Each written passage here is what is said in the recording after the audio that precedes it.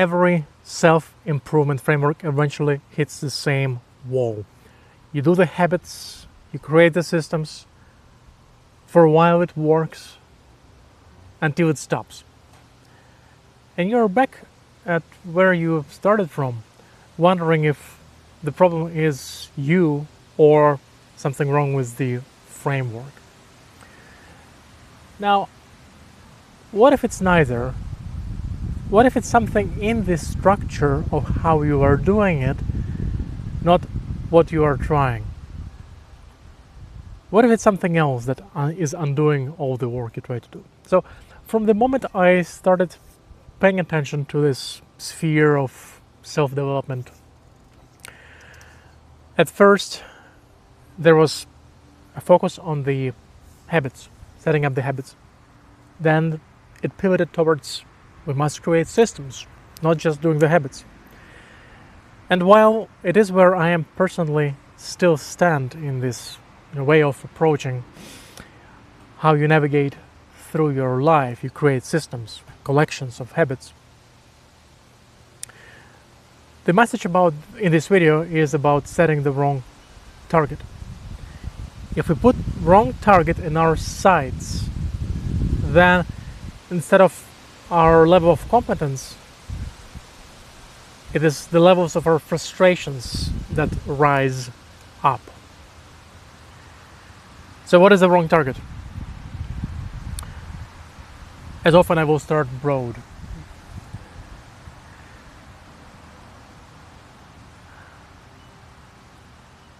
There is our current state, what we can do right now, what we are right now.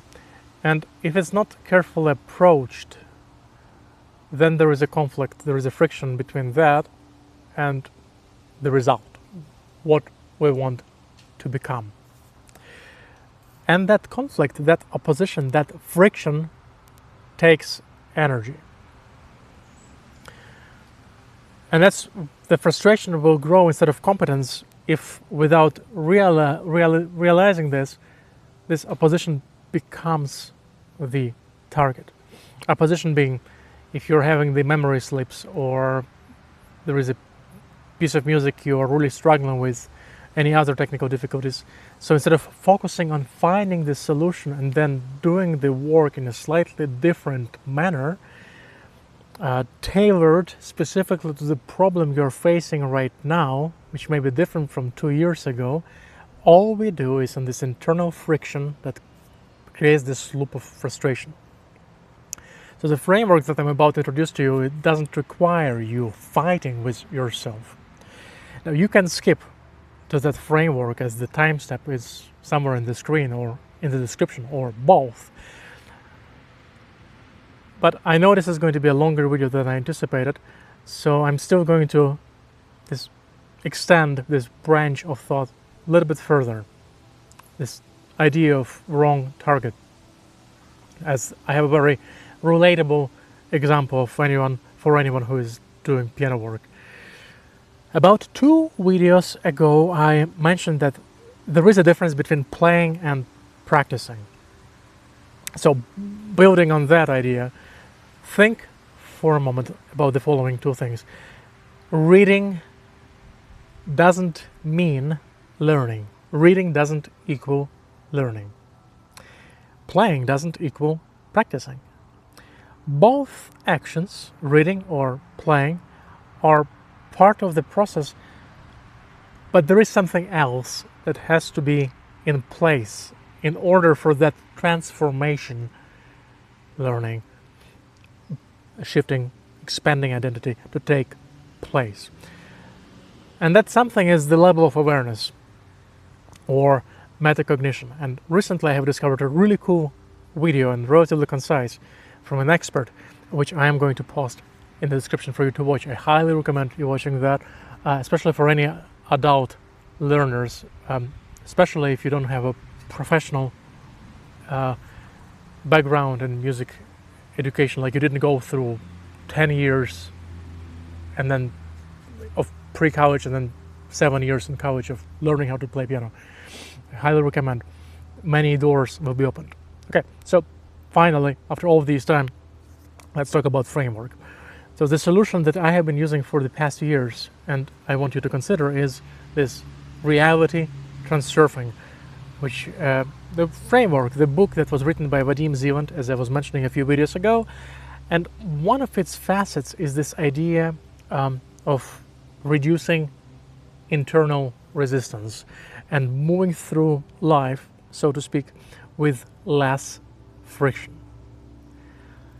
Which essentially looks like you are working with what you want. You are working with structure of reality rather than you are forcing things to happen. Because when you force things to happen, you get more frustrated because you're not getting it right now, and you keep getting more of what you don't want, which is something I have already mentioned in a few videos ago.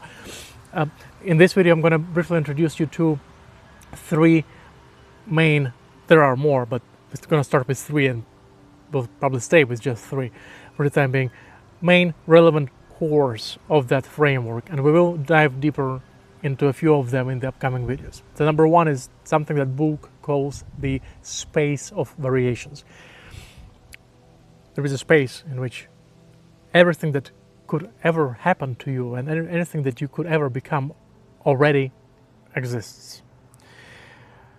It exists like a possible slide from the projector, or just this reality path that one day you could be on, and you can choose to be on. You might be several paths away, several lines away from that path you want to be, but with each step you take each year, you move yourself closer to the line where you actually want to be. So your job is simple: to control your thoughts and emotions, and then take necessary action towards achieving the goal, to navigate toward the line where what you want is already there. And once again, for a different reason, as I mentioned a few videos ago, if you know Goddard or the law of assumption, then these ideas will feel familiar, although Zeland takes it further and makes it more operational, more structured. So first component is this: there is a space of variations where things that you want to have or who you want to be already exists. You just need to get there. It may be several lines away from it, or just one line, you're just one step away. Number two, and this is the big one, the excess importance, too much importance, or excess potential. When you over-invest emotionally in an outcome, in the result, you create a kind of this energetic imbalance. And the universe has this immune system that it corrects imbalances. It corrects it. This is why caring too much, literally, caring too much for something, caring too much to achieve something, literally produces the opposite of what you want. The universe hears your desire, and it stops there. It hears your desire. It doesn't, because when you talk to yourself, you keep focusing on the desire of having something, not of being someone who has it already. I hope that sinks in, because this is one of the core ideas. The difference between desire and intention. Desire is just, well, I want this, I want this, I want, but this is intention, and more on that in the next idea. When we focus on our intention instead of our desire, we will achieve our goal. Our intention is comparable to, the book frequently talks about it, frames it as, well, you intend to pick up the mail from the mailbox, or getting closer to the piano performance field, our intention to get to the piano on the stage. Can you think of anybody who fails at, just says, hey, I really want to get the mail out of my mailbox, and they fail at that? Oh, hey, I really want to get to the piano on this stage, I'm just in the backstage right now, and they fail at doing that. We can't think of that. Kenny Werner, the jazz pianist, says virtually the same thing in connection to music performance. We play our best concerts when we don't care about doing well. So our ego and conscious brain are not there with us on this stage. I recommend you going through his books. number of them. The most recent I read a number of years ago was Becoming the Perfect Instrument, when he just talks about these ideas and some others. So that's the second core element, the excess importance, when you put too much importance on something.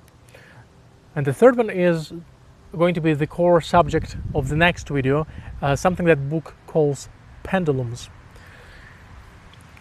And the pendulums are these energy-driven structures, formations that feed on your energy, feed on your attention, and your energy and your emotional energy. There are institutions, could be political parties, could be social patterns, your inner critic, and even your practice routine, if it's unconsciously become a source of your anxiety. I'm going to cut this video into two parts because this is already too long. In the next video, in the next unplanned video, I'm going to talk about just a few personal connections to transurfing and what you can do today that will become your personal proof of concept of this system, how it works, right there. And this being me not knowing who you are, who is it that you are who is watching this right now. So I will see you in that video. That's going to be part 2 to this one.